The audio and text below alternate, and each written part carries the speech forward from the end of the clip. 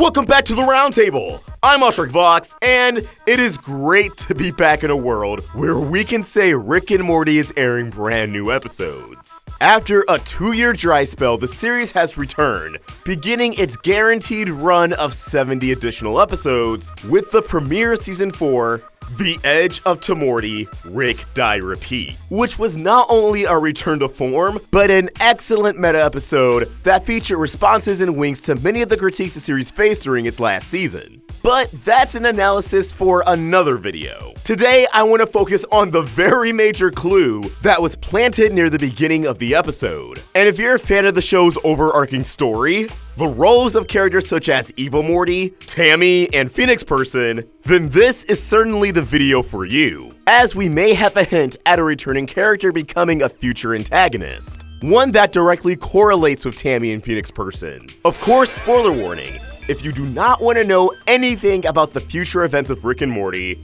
please click off now.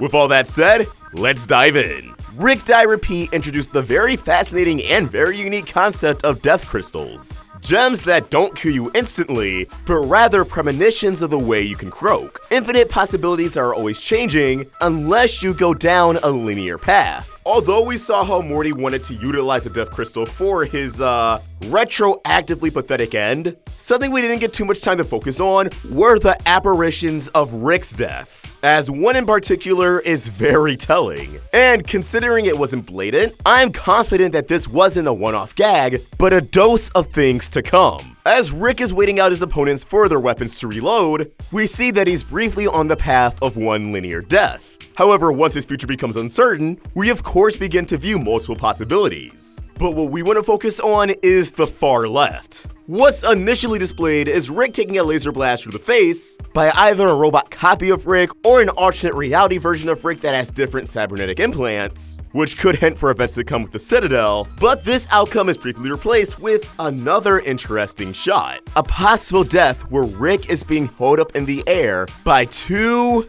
big orange furry arms. Where have we seen those arms before?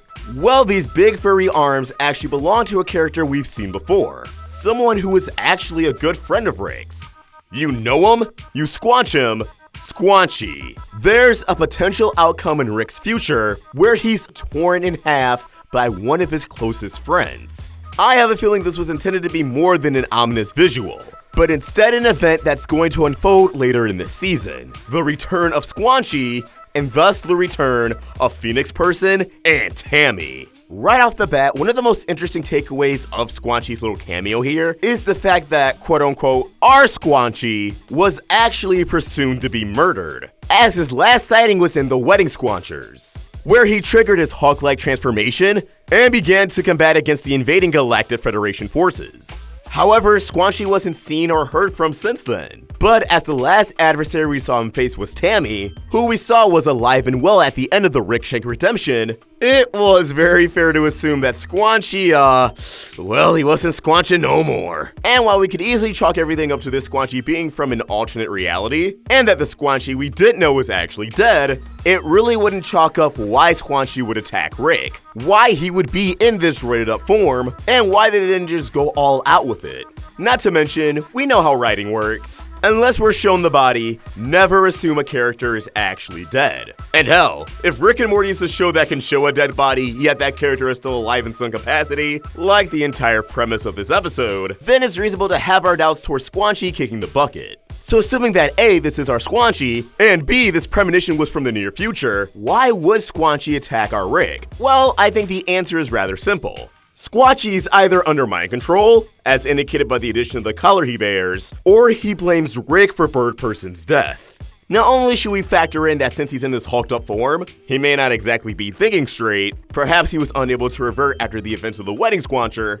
Let's start with the possibility of the blame game, although it's the less likely of the two. In this scenario, Rick and Squanchy would be unaware Bird Person survived and has been reborn as Phoenix Person. In the heat of battle, Squanchy wasn't really too focused at pointing fingers. But I imagine now that the dust has settled, for Rick to never come back for Squanchy, to never touch base and check in to see if the dude's alive, to never even mention a possible funeral for Bird Person, it could easily leave a bad taste in Squanchy's mouth. For us as an audience, it's no surprise. It's just Rick doing business as usual. But for Squanchy, someone who was stated to be a valued friend of Rick's, alongside Bird Person, this betrayal could open up Squanchy's eyes to see how horrible Rick can really be. And thus he could even rationalize that the only real solution is the death of Rick Sanchez.